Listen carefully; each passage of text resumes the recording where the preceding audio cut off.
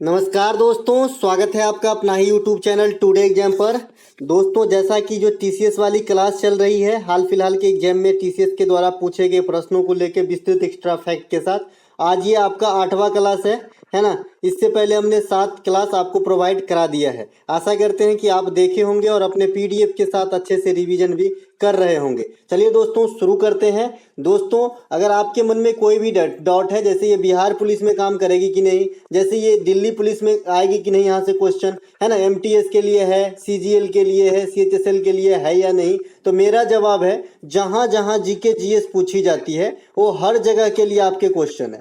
मैं हर वो क्वेश्चन आपको रख देता हूं एक्स्ट्रा फैक्ट में जो कभी न कभी एग्जाम में आए हैं और आ सकते हैं। ठीक है, तो बिल्कुल शक नहीं कीजिए, आप अपनी तैयारी को पूरे मन से कीजिए, आपको हर जगह काम करेगा। इसीलिए इस सीरीज को, इस भीड़ से दूर, मैंने व्हाट्सएप पे रखा है पीडीएफ ग्रुप, है ना। तो अगर आपको पीडीएफ चाहिए तो नीचे डिस्क्रिप्शन में लिंक दिया गया है, आप क्लिक करके व्हाट्सएप पे विजिट करके पीडीएफ भी प्राप्त कर सकते हैं। ठीक है, चलिए शुरू करते हैं। पहला जो हमारा प्रश्न है, ओलंपिक खेलों में भारत का पहला बैडमिंटन पदक किसने जीता था। देखिए, जो बैडमिंटन में पहला पदक आया था भारत के लिए, ये आपका लाया था कौन, Saina Nehwal. Who won India's first badminton medal at the Olympic game. तो ये आंसर क्या हो जाएगा, साइना नेहवाल, है ना। लेडीज हैं, है ना। साइना नेहवाल बैडमिंटन के अंदर कब जो है पदक जीती थी, तो 2012 में जो लंदन के अंदर ओलंपिक हुआ था। ये लंदन के अंदर 30वीं ओलंपिक थी, है ना, 30वीं नंबर का। ठीक है, तो ये बात भी ध्यान रखना है। इसके अलावा इसमें जो साइना नेहवाल है, कौन से पदक प्राप्त किए थे, तो कांस्य पदक प्राप्त किए थे, ब्रॉन्ज पदक प्राप्त किए थे।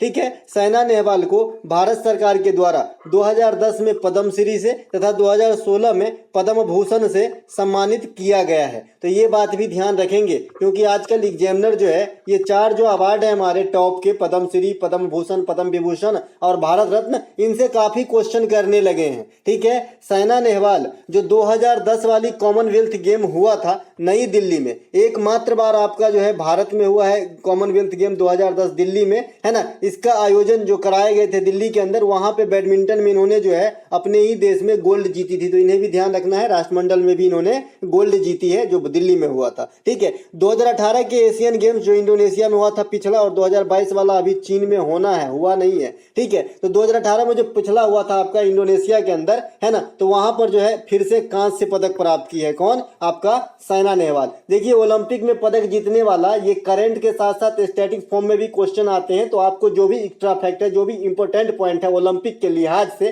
खास करके भारत को पदक जीतने के रिलेशन में, है ना, तो आपको जरूर ध्यान रखना चाहिए, है ना। ये क्वेश्चन कभी भी बूढ़ा नहीं होता जी, है ना। इसके अलावा ओलंपिक की शुरुआत कब होती है, 1896 ईस्वी में होती है, और भारत कब लेती है भाग, 1900 ईस्वी में भाग लेती है। लेकिन यहाँ पे कोई ट्रूप नहीं जाता है, एक व्यक्तिगत रूप से खिलाड़ी जाता है, क्योंकि उस समय जो है हम परतंत्र भारत के हिस्सा में जी रहे थे। ठीक है, इसके अलावा भारत के लिए प्रथम बार व्यक्तिगत रूप से पदक जीतने का जो कारनामा किया था, फर्स्ट ओलंपिक 1900 वाला जो पेरिस के अंदर हुआ था, यहीं पर नॉर्मन प्रिजार्ड नामक व्यक्ति ने, है ना, रजत पदक प्राप्त किया था। ठीक है, लेकिन ये आजादी से पहले। आपको यहां से क्वेश्चन नहीं आती है। ठीक है, आपको क्वेश्चन आती है कि भारत के लिए, स्वतंत्र भारत के प्रथम जो है व्यक्तिगत रूप से किन्होंने पदक जीता, तो भैया ये हैं आपके केडी जाधव, है ना। केडी जाधव है, ये जाधव जो सरनेम के लोग हैं, ये ज्यादातर महाराष्ट्र में आपको देखने को मिलेगा, और अपने यहाँ जो है यादव मिलते हैं, यादव जी, है ना। ठीक है, तो ये भाई जो केडी जाधव हैं, इन्होंने पहलवानी में, है ना, कांस्य पदक प्राप्त किए थे 1952 के हेलेंसिकी ओलंपिक में। अब देखिए यहाँ से कितने चीज इंपोर्टेंट है। सबसे पहला लैंग्वेज होगा एग्जामिनर का कि सबसे पहले व्यक्तिगत रूप से स्वतंत्र भारत में कितने पदक प्राप्त किए, तो केडी जाधव। कौन से प्राप्त किए थे केडी जाधव, तो कांस्य पदक। वो ओलंपिक कहाँ हुआ था 1952 का, तो हेलेंसिकी, है ना। तो ये सब जो है आपको ध्यान रखना है ना। इसके अलावा 2004 ईस्वी में एथेंस ओलंपिक के अंदर राज्यवर्धन सिंह राठौड़, मेजर राज्यवर्धन सिंह राठौड़ ने भारत के लिए प्रथम सिल्वर जीतकर जो है व्यक्तिगत रूप से सिल्वर जीतने का कारनामा भी कर दिया। ठीक है, तो ये बात भी ध्यान रखें। तो 2004 वाला ओलंपिक कहाँ हुआ था, एथेंस के अंदर, जहां पे शुरुआत हुई थी, शुरुआती ओलंपिक 1896 भी एथेंस से ही हुआ था। ठीक है, तो यहाँ पे जो है राज्यवर्धन सिंह राठौड़ जो है मतलब सिल्वर जीते व्यक्तिगत रूप से। इसके अलावा सबसे बड़ा कारनामा हुआ 2008 के अंदर, जब अभिनव बिंद्रा साहब शूटिंग शूटिंग के अंदर गोल्ड जीत लिए भाई साहब, गोल्ड, है ना, चाइना के अंदर, है ना, बीजिंग ओलंपिक में, है ना। तो इन्होंने जो है 2008 में 10 मीटर वाले में जीती थी, ये बात भी ध्यान रखना, 10 मीटर वाले में, है ना। तो ये जो है आपका गोल्ड जीतने वाले प्रथम व्यक्तिगत खिलाड़ी बने, ठीक है। और व्यक्तिगत खिलाड़ी गोल्ड जीतने वाला सेकंड नंबर का कौन बना अपना गोल्डन बॉय, नीरज चोपड़ा, जो पिछले ओलंपिक यानी टोक्यो ओलंपिक के अंदर भाला फेंक में एकमात्र भारत को गोल्ड दिलाया और इस प्रकार से व्यक्तिगत रूप से गोल्ड जीतने वाले सेकंड पर्सन बने, ठीक है। एक बच्चे हैं जो हर वक्त एक मतलब कमेंट करेंगे सब दिन कि स्पोर्ट्स से मुझे समझ नहीं आती, कोई लड़की है, मैं नाम अभी याद नहीं आ रहा है, तो मैं आपको बताऊंगा कि जब ये स्पोर्ट होते हैं थोड़ा आराम से सुनिए, है ना। ये व्यक्तिगत रूप से क्या होता है, जैसे मान लीजिए कि आप शतरंज खेल रहे हैं और आप एक पदक जीत लिए तो आप व्यक्तिगत रूप से जीते। अगर आप क्रिकेट टीम के हिस्सा है और क्रिकेट टीम कोई पदक जीतती है तो दिस इज नॉट व्यक्तिगत रूप से, ये जो है एक आपका पूरे दल की पदक हो जाएगी, ठीक है। तो इस प्रकार से सोचिए, आपको सब चीज समझ में आने लगेगा जी। स्पोर्ट तो काफी कॉमन चीज है, ये तो हम सब दिन रोजमर्रा की जिंदगी में इसे जीते हैं भाई, है ना, तो कैसे समझ में नहीं आता, है ना। इसके अलावा भारतीय संविधान, अच्छा कुछ और बता देते हैं ओलंपिक के अंदर से। लगातार 2 ओलंपिक में, लगातार ये मान लीजिए फर्स्ट है, ये सेकेंड ओलंपिक हुई, लगातार 2 ओलंपिक में पदक जीतने वाली महिला पीवी सिंधु है। कौन है? पीवी सिंधु है, इन्हें भी ध्यान रखेंगे। ओलंपिक के अंदर कोई पदक जीतने वाली प्रथम महिला, ये कौन है भाई? तो ये है आपका कर्णव मल्लेश्वरी। कौन है? कर्णम मल्लेश्वरी। ये क्या जीती थी? तो ये भी कांस्य ही जीती थी। और ये कौन से खेल खेलते हैं? तो ये वेट लिफ्टर थी, है ना, मतलब भारोत्तोलक, जैसे आज Mirabai Chanu star weight lifter हैं। इसके अलावा भारतीय संविधान का अनुच्छेद 43B किससे प्रावधान करता है? Article 43B of the Indian constitution provides for ...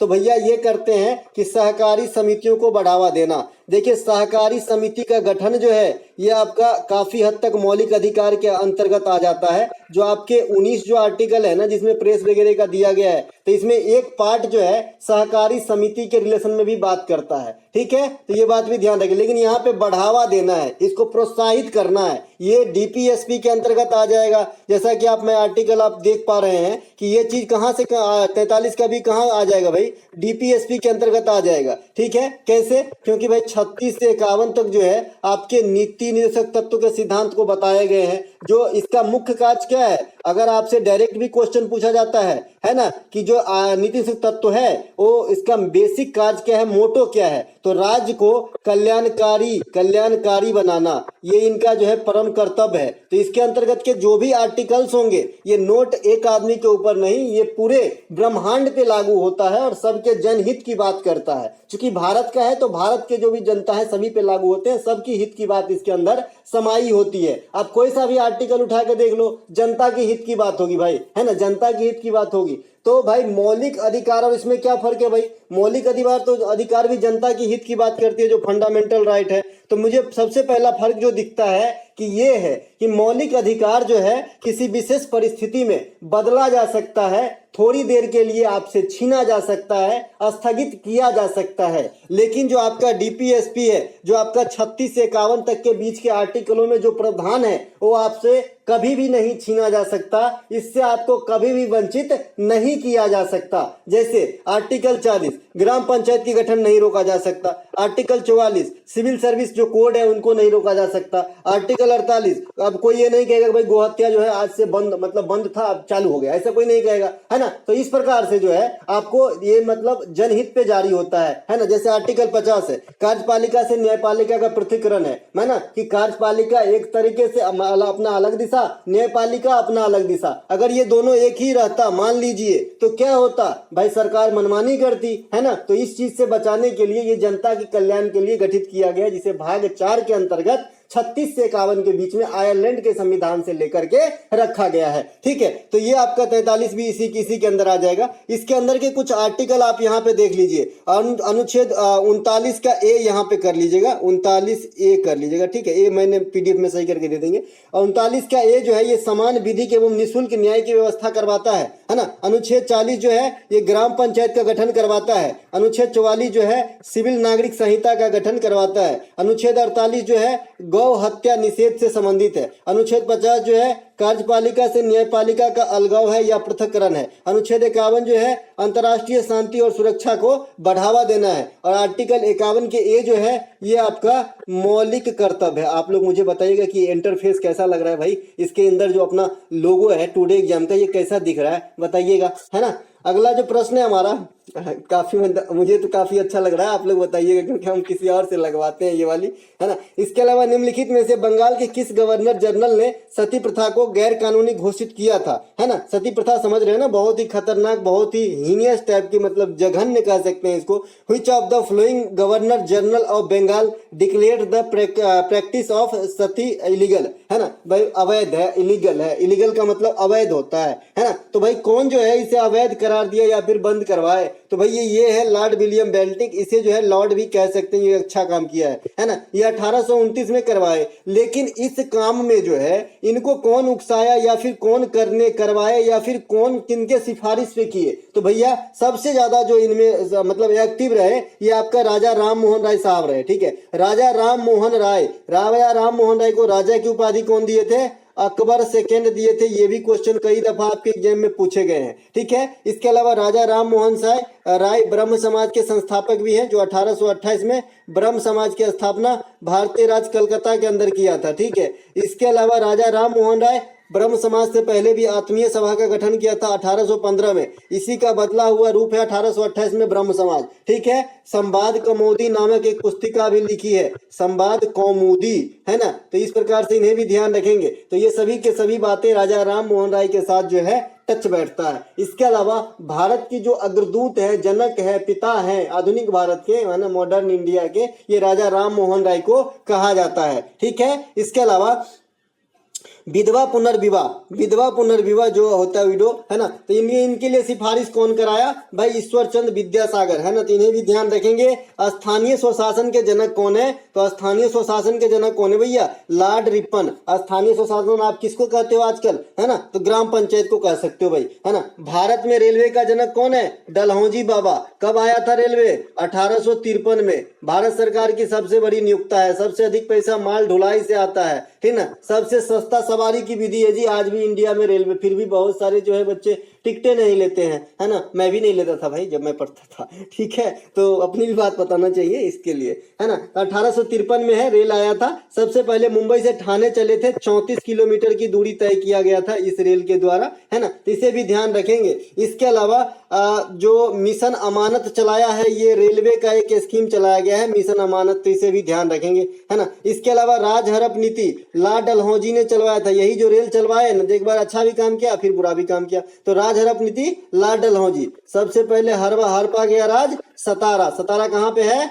Maharashtra के अंदर है, तो इसे भी ध्यान रखेंगे। बाद में अवध वगैरह को भी, नागपुर वगैरह को भी हरपा, है ना। इसके अलावा बंगाल विभाजन करजन कब, 1905 में। अब यहाँ पे 1905 में बंगाल विभाजन लागू हुआ था। बंगाल को 2 पार्ट में बांटा गया, है ना। कुछ नहीं फूट डालो और राज करो की नीति के लिए, अपने फायदे के लिए किए थे, है ना। इसके अलावा जो बंगाल विभाजन का रद्दीकरण होता है ना, ये आपका 1911 में होता है। किसके समय, हार्डिंग सेकेंड के समय। ठीक है, इसके अलावा जालियांवाला बाग हत्याकांड, ये 1919 में होती है 13 अप्रैल को। किसके समय, चेम्सफोर्ड के समय। चेम्सफोर्ड जो है ये आपका मॉन्टेग्यू चेम्सफोर्ड योजना 1919 की योजना को कहते हैं, और 1909 के योजना को मोर्ले मिंटो सुधार कहते हैं। ये दोनों अलग से भी पूछा जाता है कि भाई इनका सर्वग्राही नाम क्या है। सर्वग्राही मतलब सब मान लिया है, सब ले लिए, इस प्रकार के भाई यही होता है ना। तो इसे भी समझेंगे। इसके अलावा जो आपका खेरा सत्याग्रह हुआ था महात्मा गांधी के द्वारा, ये भी चेम्सफोर्ड के समय ही आया था। रॉलेट एक्ट भी चेम्सफोर्ड के समय ही आया था। हंटर भी जो है आपका चेम्सफोर्ड के समय ही आया था।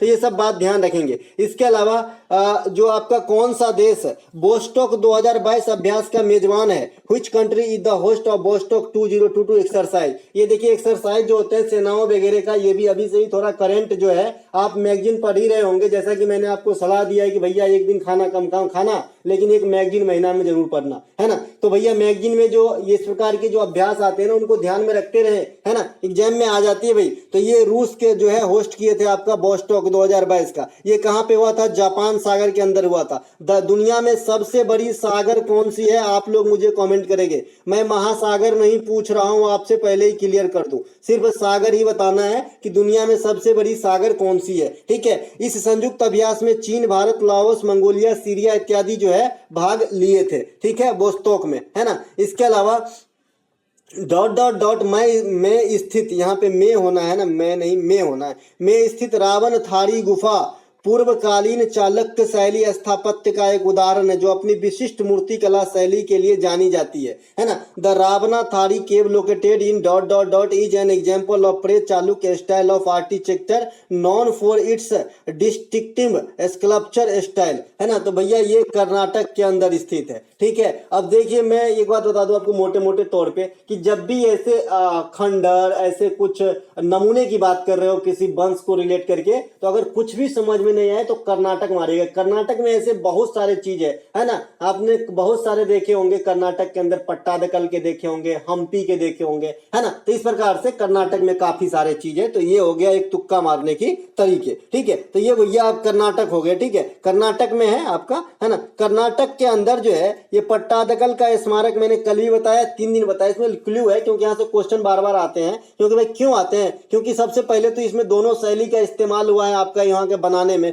है ना। ये बेसर शैली में बनाया गया यहाँ का जो है आपका नमूना है। बेसर शैली क्या होता है मैंने बता रखा है कि जब नागर शैली और आपका जब द्रविड़ शैली की मिली जुली कॉम्बिनेशन देखने को मिल जाए तो ऐसी शैली को हम बेसर शैली कहते हैं। ठीक है, ऐसी शैली को हम क्या कहते हैं, बेसर शैली कहते हैं। ठीक है, तो कर्नाटक के जो पद्दाकल स्मारक है ये आपके बेसर शैली में बनाए। कौन बनवाए, चालुक्य वंश के शासक ने बनवाए। लेकिन इसके अंदर एक जैन मंदिर है ना। तो उस जैन मंदिर का निर्माण कौन करवाया, राष्ट्रकूट करवाया, है ना। 3 राष्ट्रकूट वंश के शासकों का नाम बता सकते हैं। चलिए मैं एक बताता हूं, दंती दुर्गा, दूसरा बताता हूं अमोघ वर्ष, तीसरा आप लोग मुझे बताएंगे, है ना, जिन्होंने महाराष्ट्र के गुफा में, है ना, कैलाश मंदिर को भी बनवाया। ठीक है, इसके अलावा चंदेल शासकों ने खजुराहो के मंदिर का निर्माण किया। खजुराहो का मंदिर कहां पर है, एमपी के अंदर है। ठीक है, खजुराहो के मंदिर के अंदर ही कंदरिया महादेव का मंदिर है। खजुराहो का मंदिर किस स्टाइल में बना है, नागर स्टाइल में बना है। खजुराहो के अंदर जो मंदिर है एक लक्ष्मण मंदिर, वो किस स्टाइल में बना है, पंचायतन स्टाइल में बना है। तो कम मंदिर पंचायतन स्टाइल में, अधिकांश जो खजुराहो के मंदिर है नागर शैली में बने हैं। सबसे बड़े मंदिर का जो है कंदरिया महादेव का मंदिर है, ये आपके मध्य प्रदेश के जो है खजुराहो में स्थित है। मध्य प्रदेश में ही सांची का स्तूप है जो आपका अशोक ने बनवाया है। तो ये बात भी आपको ध्यान रखना है। इसके अलावा मध्य प्रदेश के अंदर ही आपका बाघ गुफा है। मध्य के प्रदेश के अंदर ही आपका भीमबेटका का गुफा है। मध्य प्रदेश के अंदर ही आपका मैकाल रेंज के जो है अमरकंटक की चोटी है ना। मध्य प्रदेश के अंदर ही आपका धुआंधार जलप्रपात है ना। ये सब ध्यान रखेंगे। मध्य प्रदेश के अंदर ही जो एशिया के सबसे बड़े गोबर गैस टर्मिनल इंदौर में लगाया गया, तो ये बात भी आपको ध्यान रखना है। इस बार की प्रवासी भारतीय सप्ताह, है ना, जो है मध्य प्रदेश के इंदौर में ही मनाया गया जी, इसे भी ध्यान रखेंगे। इंदौर जो है लगातार 6 टाइम इंडिया के सबसे क्लीनेस्ट सिटी है। तो ये सभी बात जो है मध्य प्रदेश के बारे में था। ठीक है, इसे बाघ स्टेट भी कहा जाता है, टाइगर राज भी कहा जाता है। बाघ स्टेट से समझ में आया कि भारत में प्रोजेक्ट टाइगर की शुरुआत कब हुई, तो 1973 में हुई थी, है ना। तो ये सभी बात ध्यान रखेंगे। अच्छा, टाइगर मैन ऑफ इंडिया किसे कहा जाता है, कैलाश सांखला को कहा जाता है। ठीक है, ये सब बात जो है आपको ध्यान रखना है जी, है ना। इसके अलावा हम्पी का ध्वंस अवशेष कहाँ है भाई, ये कर्नाटक के अंदर स्थित है, जैसे कि मैंने अभी बताया आपको, है ना। इसके अलावा कर्नाटक के कुछ प्रमुख नृत्य है, जैसे करगा है, सुग्गी है, भूतकोला है, यक्षगान है ना। ये सब जो है आपके कर्नाटक के प्रमुख नृत्यों में से हैं, तो इसे भी ध्यान रखेंगे। इसके अलावा सिमोना बेल्स का संबंध किस खेल से है, Simona Biles is related to which sport, भैया जिम्नास्टिक खेलती है सिमोना बेल्स। एगो सिमोना हालेप भी है, एगो जो है सिमोना हालेप है, ये है सिमोना बेल्स। तो सिमोना बेल्स है जिम्नास्टिक से। ठीक है, सिमोना बेल्स जिम्नास्टिक की अमेरिकी प्लेयर हैं, इन्होंने रियो ओलंपिक में स्वर्ण पदक जीती थी। ठीक है, स्टेफी ग्राफ, इनका भी काफी नाम है, ये जर्मन टेनिस खिलाड़ी हैं, तो इन्हें भी ध्यान रखेंगे। माइकल फेल्प्स को सभी जानते हैं, इनके बारे में अभी क्वेश्चन पूछा गया कि एक ओलंपिक में एक ओलंपिक के अंदर सर्वाधिक व्यक्तिगत पदक जीतने का रिकॉर्ड किसका है? तो भैया ये माइकल फेल्प्स का है। 8 गो गोल्ड जीत लिया था एक के गो ओलंपिक में। 8 गोल्ड में जो है आदमी को, जो किसी को 8 बार जन्म लेना पड़ता है, ये एक के गो खेल में जीत लिया है ना। तो इनसे एक पत्रकार ने शायद पूछा था, ये मैं सुनी सुनाई बात कह रहा हूँ, जो मनोज मुंतशिर है शायद, है ना, तो उन्होंने ही जो है इस प्रकार की एक इंटरव्यू में बात बताया कि मैं, अच्छा सोनू शर्मा, सॉरी, एक सोनू शर्मा मोटिवेशनल स्पीकर है जी, है ना, सोनू शर्मा।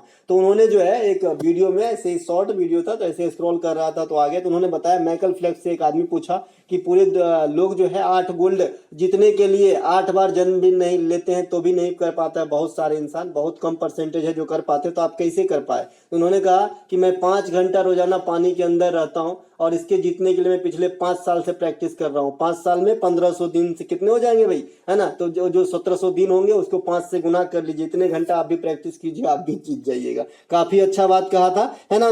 कार्लस मैग्नस, ये नॉर्वे के शतरंज खिलाड़ी हैं, इन्हें जो है आर प्रागनंदा ने हरा दिया था, छोटकू अपना हीरो, है ना, तो ये बात भी ध्यान रखना है। इसके अलावा रोजर फेडरर स्विट्जरलैंड के टेनिस खिलाड़ी हैं, है ना। इसके अलावा नोवाक जोकोविच है, रोजर फेडरर है, और एक कौन है भाई, राफेल नडाल। इन तीनों का नाम जरूर ध्यान रखें। ये जो है काफी स्टार टेनिस प्लेयर हैं जो ग्रैंड स्लैम में अपना जो है चोला बदलते रहते हैं कि भाई इस बार तुम ले लो, अगली बार हमको दे देना, इतने महान है ना। इसके अलावा पान सिंह तोमर स्टेपल चेस से संबंधित है ना। मिल्खा सिंह ये धावक थे, एथलीट थे। सर्वप्रथम पद्मश्री प्राप्त करने वाले जो भारतीय एथलीट खिलाड़ी हैं ये आपका मिल्खा सिंह है। मिल्खा सिंह की किताब के नाम जो the race of my life है, the race of my life, ये किसका किताब है भाई, मिल्खा सिंह का।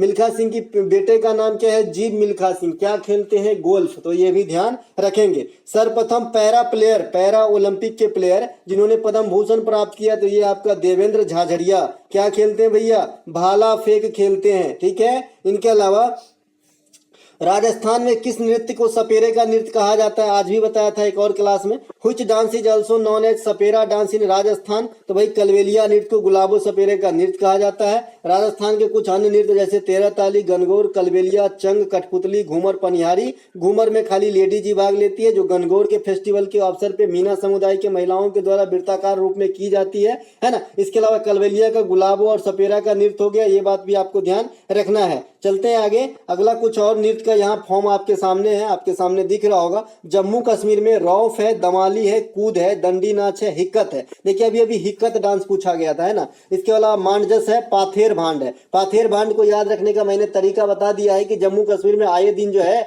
पत्थरबाजी होती रहती थी, हालांकि अब जो है थोड़ा स्टॉप है, तो ये पत्थरबाजी के चलते आप पाथर भांड याद रख सकते हैं जम्मू कश्मीर में। मैंने ये भी कहा था कि इस पाथर भांड में से अगर पाथर को काट दोगे तो खाली भांड नृत्य जो है ये पंजाब में की जाती है जी, तो इसे भी ध्यान रखेंगे। इसके अलावा नागालैंड, इसमें रंगमा है, खेबा है, लेसल पत्तू है, बांस नृत्य है, चांगलो है ना। तो इसे जो है ये नागालैंड में, नागालैंड के त्योहार की बात करेंगे तो हॉर्नबिल है ना, हॉर्नबिल नागालैंड की त्योहार है, इसे भी ध्यान रखेंगे। ये सबसे प्रमुख त्योहार है नागालैंड की, जिसे त्योहारों का त्योहार कहा जाता है ना, त्योहारों का त्योहार कहा जाता है जी हॉर्नबिल को। ये दिसंबर महीने में 10 दिन तक चलने वाली त्योहार है ना, इसे भी ध्यान रखेंगे। और ये जो हॉर्नबिल है ये नागालैंड की राजकीय पक्षी भी है, तो इसे भी ध्यान रखेंगे, ठीक है।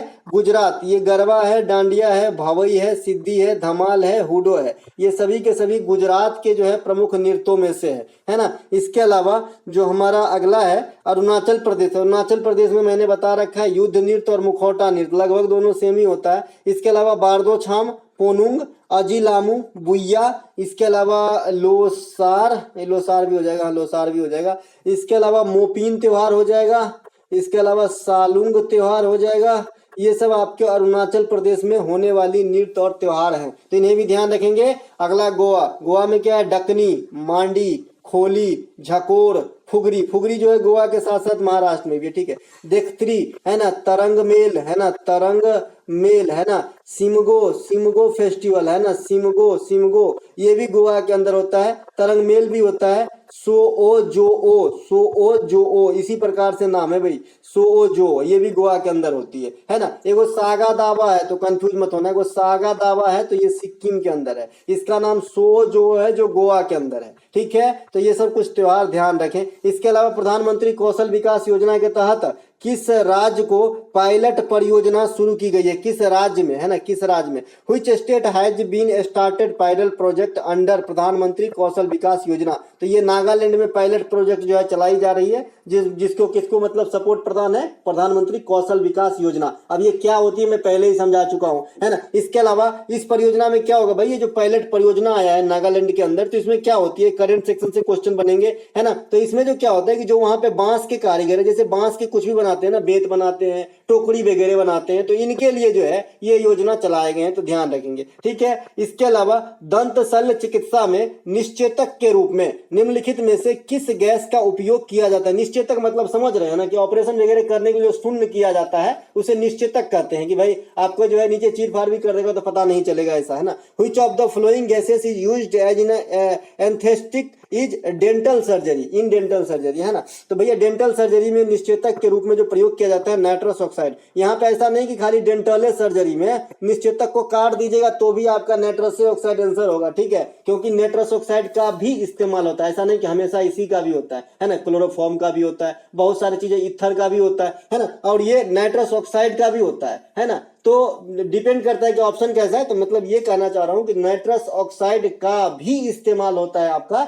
निश्चेतक के रूप में, शून्य करने के रूप में, है ना। तो इन्हें भी ध्यान रखेंगे। नाइट्रस ऑक्साइड को हंसाने वाली गैस कहा जाता है और इसका सूत्र N2O होता है, तो ये भी ध्यान रखेंगे। कास्टिक सोडा को सोडियम हाइड्रोक्साइड कहता है, सूत्र जो है NaOH होता है, ये बात भी ध्यान रखेंगे। क्लोरीन गैस का उपयोग जल शोधन में होती है ना, क्लोरीन गैस का उपयोग जल शोधन में होती है। फिटकरी का उपयोग भी जल शोधन के अंदर होती है, इसे भी ध्यान रखेंगे। इसके अलावा हीलियम गैस का उपयोग जो गोताखोर होता है, पीछे में जो सिलेंडर लेके जाते हैं हवा मतलब सांस लेने के लिए, इस प्रकार से निकला रहता है सांस लेने के लिए, है ना। तो इसमें जो है आपका ऑक्सीजन के साथ साथ हीलियम गैस भी मिलाया जाता है, ताकि जो है ऑक्सीजन की जो है सांस मतलब थोड़ा पतला हो जाए और जो है सांस लेने में अंदर की नली वगैरह में खरांश ना आए, क्योंकि बहुत अंदर जाने से जो वायुमंडलीय दाब इफेक्ट होता है उसके कारण वहां पे उनको सांस लेने में तकलीफ होती है, इसीलिए हीलियम मिला लेता है। वैसे अस्पताल में भी ऑक्सीजन के साथ जो है थोड़ी मात्रा में हीलियम मिला के दिया जा सकता है। इसके अलावा 2022 तक भारत के साथ कितने स्थलीय सीमा साझा करता है देश, तो भैया 7। How many land locked countries share border with India by 2022, तो 7। कौन है भाई, टोटल मैंने बताया कि भाई 9 है, 9 में जो है मालदीव और श्रीलंका को भूल जाइए, तो बाद बाकी सभी जो है आपका लैंडलॉक कंट्री है जो इंडिया के साथ अपनी सीमा शेयर करती है ना। ऐसा नहीं है, पाकिस्तान जो है इनके साथ साथ लैंडलॉक के साथ साथ जो है जलीय सीमा भी शेयर करती है, लेकिन यहाँ पे मुझे लैंडलॉक पूछा गया है तो आगामी विशेषता को हम बाद में निहारेंगे, ठीक है। तो भाई कौन है लैंडलॉक कंट्री, है ना, अफगानिस्तान, पाकिस्तान, नेपाल, भूटान, बांग्लादेश, चीन, म्यांमार, है ना। इसमें सबसे लंबा कौन सीमा से मतलब कि अपना गुजारता है, तो बांग्लादेश, कितना 4096 किलोमीटर, और सबसे छोटकू अफगानिस्तान कितना 106 किलोमीटर। तो दोनों बात ध्यान रखेंगे, है ना। और मालदीव और श्रीलंका जो है ये जलीय पड़ोसी देश है हमारा, तो श्रीलंका के साथ हमारा कौन सा सीमा रेखा लगता है भाई, मन्नार की खाड़ी, पाक जलदम मध्य, राम सेतु, तो ये तीनों लगता है, ठीक है। इसके अलावा भारत की सर्वाधिक लंबी सीमा बांग्लादेश के साथ लगती है, बता चुके 4096.7 किलोमीटर, ठीक है। इसके अलावा विश्व की सर्वाधिक लंबी सीमा रेखा वाला देश कौन सा भाई, कनाडा है, तो इसे भी ध्यान रखेंगे। भारत में तटीय राज्यों में सबसे लंबी सीमा किसकी है, गुजरात की। दूसरा स्थान किसका आ जाएगा, आंध्र प्रदेश का। जो तटीय राज्य है ना, तटीय राज्य कितने इंडिया में, 9 राज्य है तटीय राज्य, है ना, इसे भी ध्यान रखेंगे। कहां से चलेंगे, गुजरात, महाराष्ट्र, है ना, गोवा, केरल, कर्नाटक, तमिलनाडु, आंध्र प्रदेश, पश्चिम बंगाल, उड़ीसा, ये सब तटीय राज्य है जी, है ना। इसके अलावा आंध्र प्रदेश की तटरेखा है दूसरा स्थान पे, गुजरात के बाद तटरेखा वाली लंबा। सबसे छोटी तटरेखा जो है ना, ये अपना छोटकू गोवा का है, और गोवा सभी भारतीय राज्यों में क्षेत्रफल के हिसाब से भी सबसे छोटा है, तो ये बात भी ध्यान रखेंगे। ये आपका बांग्लादेश के साथ टच होने वाला जो है भारतीय राज्य है ना, जैसे आपका असम है, मेघालय है, मिजोरम, त्रिपुरा और पश्चिम बंगाल, ये 5 स्टेट लगती है ना। इसके अलावा बांग्लादेश की स्थापना 1971 में हुई थी, 16 दिसंबर 1971 ईस्वी को। राजधानी इसके ढाका है और मुद्रा इसके टका है। टका कौन चलाया था, इल्तुतमिश ने, है ना, सल्तनत काल में। इसके अलावा मैं बांग्लादेश से कुछ और निकालना चाहता हूं यहाँ पे। हाँ, यहाँ पे गंगा नदी को पद्मा कहा जाता है। बांग्लादेश में जो ग्रामीण बैंक का गठन किया गया है, वहां के एक मतलब जाने माने हस्ती मोहम्मद यूनिस के द्वारा बसाया गया है, तो ये भी क्वेश्चन आपके एग्जाम में पूछे जाते हैं, तो ये बात भी ध्यान रखेंगे। बांग्लादेश का जो राष्ट्रीय गीत है आमार सोनार बांग्लो, इनके लेखक आपका रविंद्रनाथ टैगोर साहब है, जो हमारे जनगण मन के राइटर भी हैं, तो ये बात भी आपको ध्यान रखना है, ठीक है। इसके अलावा चलते हैं आगे। हमारा भारत की दक्षिणतम बिंदु यहाँ पे मैंने बात कर लिया है, तो दक्षिणतम बिंदु जो है ये हमारा इंदिरा पॉइंट है। उत्तरी बिंदु जो है हमारा इंदिरा कॉल है ना, और आपका पूर्वी बिंदु जो है किबुथु है, ये भी ध्यान रखेंगे। ठीक है, अगर आपको मुख्य बिंदु का दक्षिणतम पॉइंट पूछा जा रहा है तो फिर तमिलनाडु स्थित कन्याकुमारी बताएंगे जी, है ना। इसके अलावा वह पदार्थ जो अपने अंदर विद्युत धारा को प्रवाहित नहीं होने देता है क्या कहलाता है? What are the substance who do not allow electric current to flow through them called? तो भैया सिंपल सी बात है, ये बैड कंडक्टर है ना। इलेक्ट्रिक इंसुलेटर है, मतलब विद्युत प्रतिरोधक है, बैड कंडक्टर है, बैड इंसुलेटर नहीं, बैड कंडक्टर ही होगा, राइट, है ना। तो भैया बैड कंडक्टर जो होगा ना, कुचालक जो होगा ना, बैड कंडक्टर अंग्रेजी में कहते हैं विद्युत रोधक। रोधक मतलब रोकना, है ना। तो ये सब जो है अपने के अंदर से, जैसे सूखी हुई लकड़ी क्या है? Bad conductor. रबर क्या है? Bad conductor. सूखा कपड़ा क्या है? Bad conductor. मानव का शरीर गुड कंडक्टर। तो कभी जो है छू मत लेना तार, है ना। इसके अलावा प्रकृति में सबसे अधिक चालकता चांदी की सूत्र Ag अर्जेंटम, है ना। चांदी जो है प्रकृति में मुक्त अवस्था में फ्री स्टेट में पाया जाता है। अब मुक्त अवस्था में चांदी और सोना दो ऐसे मतलब धातु हैं जो आपके पाए जाते हैं। अब ये मुक्त अवस्था क्या होता है मैंने आपको समझा चुका है कि प्रकृति में अधिकांश चीज जो है ओर के रूप में यानी अयस्क के रूप में पाया जाता है। ये ओर क्या होता है, इसको शुद्ध करना पड़ता है हमें, ठीक है। लेकिन सोना और चांदी जहां मिलेगा ना, शुद्ध मिलेगा, है ना। तो इसीलिए, है ना, तस्करी वगैरह जो है आसान है भाई, इसको शुद्ध करने की कोई जरूरत नहीं, माइनिंग वगैरह की, सीधे मिला सीधे निकल के भागो, है ना। इसके अलावा तापमान में बढ़ने से चालक की चालकता जो है घटती है। जब आप टेम्परेचर इंक्रीज करोगे तो जो गुड कंडक्टर है उसकी जो अंदर की कंडक्टिविटी है, चालकता है, वो घटता है, ठीक है। ये बात ध्यान रखेंगे। इसके अलावा चालकता बढ़ने से प्रतिरोधकता घटती है। अगर कंडक्टिविटी बढ़ेगी तो रेसिस्टेंसी जो है वो घटेगी। सिंपल सी बात है भाई। रेसिस्टेंस मतलब क्या होता है? विरोध पैदा करना, रोकना, है ना। तो भाई जब जो चालकता है वो अंदर फ्लो होता है तो उसको रोकने का काम करेगा। तो भाई जो रुकावट ज्यादा होगा तो भाई चालकता कम हो जाएगी। चालकता ज्यादा होगी तो रुकावट स्वाभाविक सी बात है कि कम है, तभी तो चालकता ज्यादा हुई है। इसका मतलब प्रतिरोधकता और चालकता एक दूसरे के व्युत्क्रमानुपाती होते हैं। देखिए करंट का जो मात्रक है ये एम्पियर है और विद्युत जो आपका प्रतिरोध है इनका मात्रक आपका ओम है। इस प्रकार से साइन होता है, ठीक है। लेकिन अगर आपको प्रतिरोधकता का मात्रक पूछता है तो आप एग्जाम के अंदर ओम मीटर आंसर दे के आना, नहीं तो गलती हो जाएगा। समझ रहे हैं? प्रतिरोधकता अगर पूछे कि भाई प्रतिरोधकता का यूनिट क्या होता है तो आपको जो है ओम मीटर आंसर देके आना है। और खाली प्रतिरोध में यहां से कता मिटा दूं,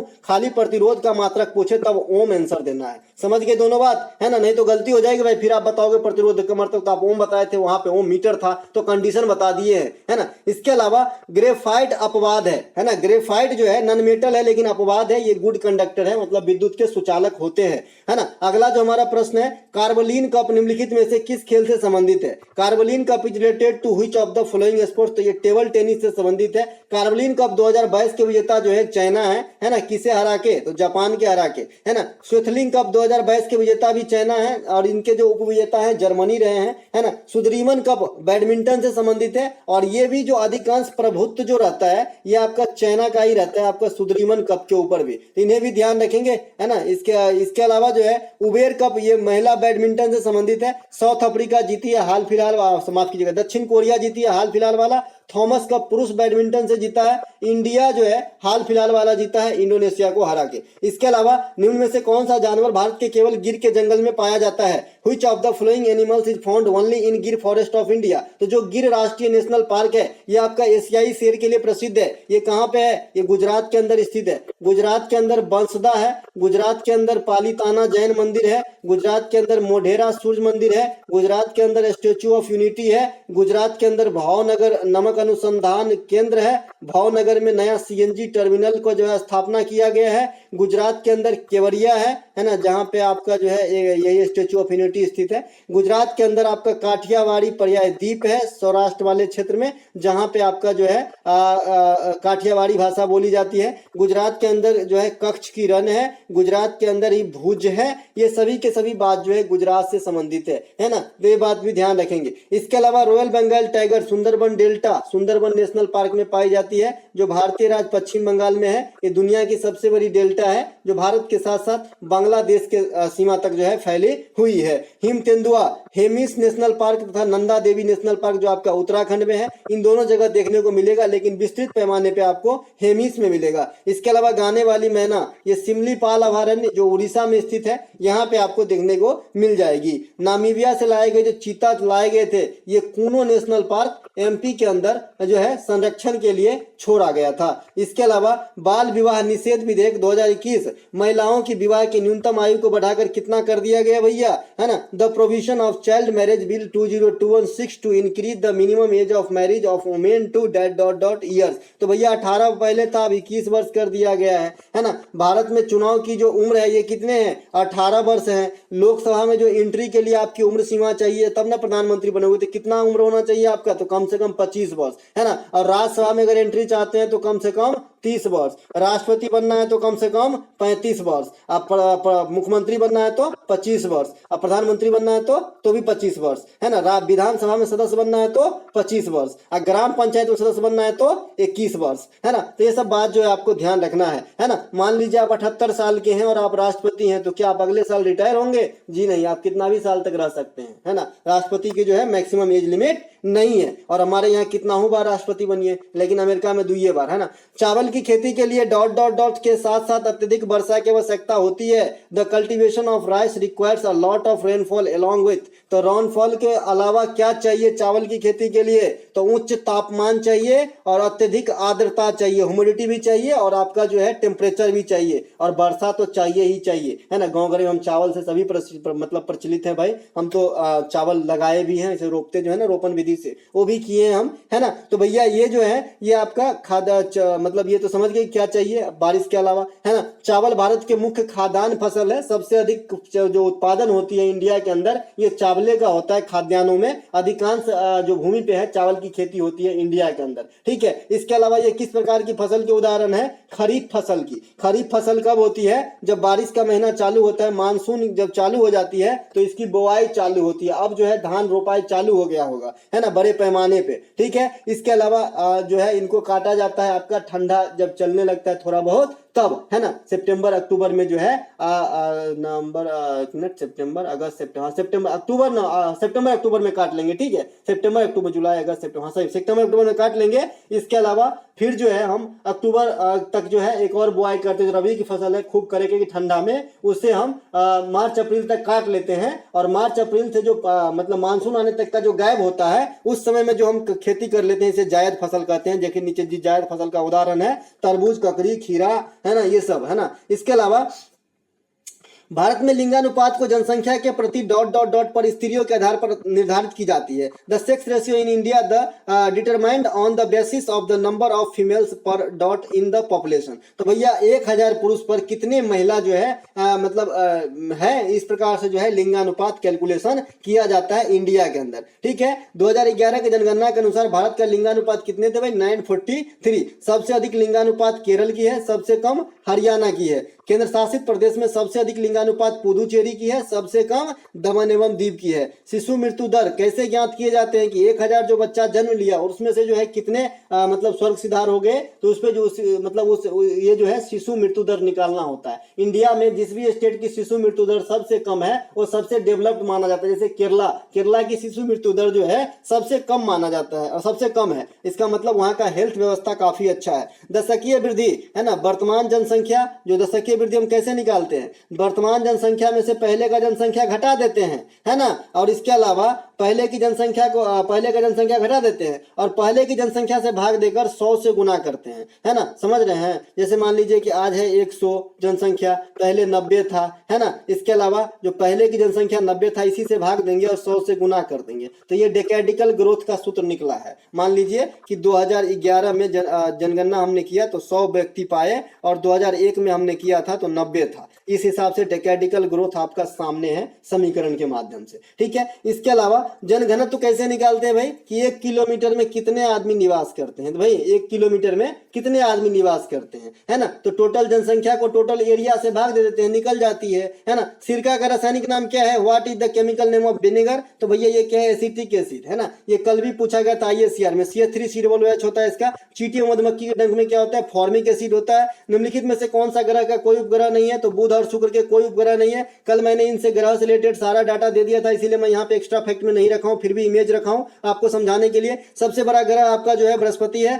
सबसे छोटा जो है आपका बुध है ना। सबसे पहले बुध सूर्य का चक्कर लगाता है, सबसे अधिक दिन में वरुण सूर्य का चक्कर लगाता है। अपने अक्ष पे सबसे फास्ट चक्कर जो है बृहस्पति लगाता है, ये बात ध्यान रखेंगे। पृथ्वी का बहन, पृथ्वी का जुड़वा ग्रह, सबसे चमकीला ग्रह, सबसे गर्म ग्रह, मॉर्निंग स्टार, इवनिंग स्टार सभी शुक्र हैं, ठीक है। इसके अलावा नीला ग्रह पृथ्वी है, पीला ग्रह शुक्र है, इसके अलावा लाल ग्रह मंगल है। आगामी जो 4 ग्रह है लास्ट के, ये बाह्य ग्रह है, इसे गैसीय गोला या गैसीय पिंड कहते हैं। अंदर के जो 4 ग्रह हैं सूर्य के नजदीक के, इसे आंतरिक ग्रह कहते हैं, आंतरिक ग्रह कहते हैं। इसकी बनावट लगभग पृथ्वी के जैसा होता है। इसके अलावा बिना उपग्रह वाला 2 ग्रह तो प्रथम 2, बुध और शुक्र के पास कोई उपग्रह नहीं है।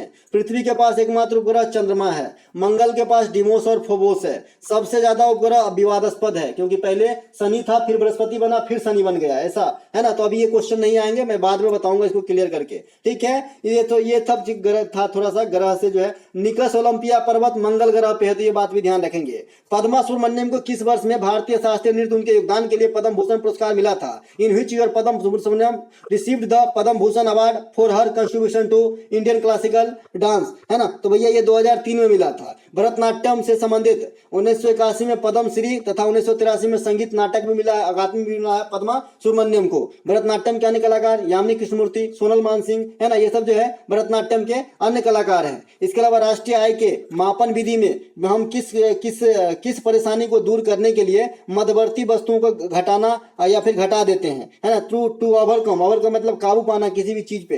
Which problem in product method of measurement of national income you have to reduce the value of intermediate goods, है ना। तो दोहरी गणना मतलब 2 बार गणना जाएगा तो दिक्कत ना होगा, हो आया 5 रुपया गणना जाएगा 7 रुपया, है ना। तो इस सबसे बचने के लिए जो है घटा देते हैं मध्यवर्ती वाला, है ना। जीएनपी निकालने के लिए जीडीपी में क्या जोड़ते हो? विदेश से प्राप्त आय, और क्या घटाते हो? विदेशियों के द्वारा देश में कमाए गए धन, ठीक है। इसके अलावा राष्ट्रीय आय का अनुमान वर्तमान में कौन लगाता है? केंद्रीय स्टैटिस्टिक्स ऑफिस, केंद्रीय सांख्यिकी संगठन, ठीक है। पहले कौन लगाया था? सबसे पहले दादा भाई नौरोजी। अकबर के बाद मुगल वंश के जो शासन है कौन संभाले?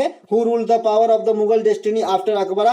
तो भैया ये कौन है? जहांगीर। जहांगीर का ओरिजिनल नाम क्या था? सलीम। कहा जाता है कि जो सलीम चिश्ती थे ना, इनके आशीर्वाद से ये पैदा हुए थे, है ना। 1605 में 1627 तक जो है इनका शासन रहा था। 1526 में बाबर ने जो है मुगल वंश की स्थापना करा सल्तनत को समाप्ति करके, और 1530 में जो है बाबर मृत्यु को प्राप्त हो गए। बाबर को कलंदर कहा जाता है। बाबर के द्वारा 4 युद्ध जो मैंने बताया था, पानीपत के बारे में, पानी पियो, है ना, फिर खानवा खाना खाओ, चाय पियो घर जाओ, पानीपत, खानवा, चंदेरी, घाघरा, है ना। इसके अलावा हुमायूं, अकबर, जहांगीर, शाहजहां, औरंगजेब, ये मुगलों के जो शासक हुए उनके क्रम है, ठीक है। मुगल शासक औरंगजेब के समय जो है सबसे अधिक हिंदू सेना जो है उनके मतलब टोली में थे। औरंगजेब ने सोमनाथ मंदिर को भी लूटने का प्रयास किया, और सोमनाथ मंदिर तो को जो है गजनई तो लूटा ही था। इसके अलावा मुगल काल में स्थापत्य का जो स्वर्ण काल कहा गया, ये शाहजहां के काल को, मुगल काल में साहित्य का स्वर्ण काल या फिर ओवरऑल स्वर्ण काल अकबर के काल को, मुगल काल के अंदर चित्रकला का स्वर्ण काल जहांगीर के कार्यकाल को। तो ऑप्शन मतलब लैंग्वेज घूमेगा, आंसर बदलेगा,